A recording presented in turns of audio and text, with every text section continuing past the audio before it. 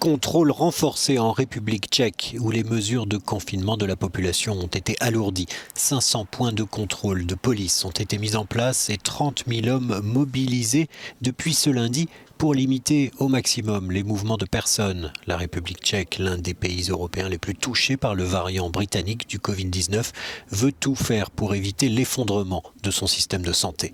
Tendance au durcissement aussi en Finlande, où les infections ont explosé depuis le mois dernier. Restaurants et bars ferment à nouveau leurs portes.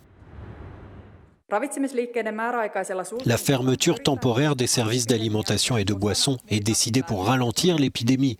La situation virale est mauvaise et se détériore. Par conséquent, le gouvernement estime qu'il est essentiel de réduire les contacts physiques grâce à ces mesures.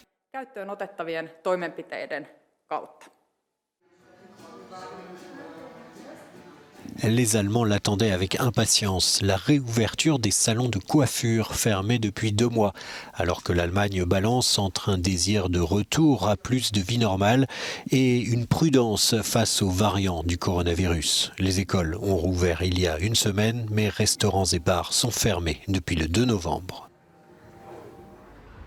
Le Danemark aussi a levé certaines restrictions, autorisant certains magasins à lever à nouveau leurs rideaux.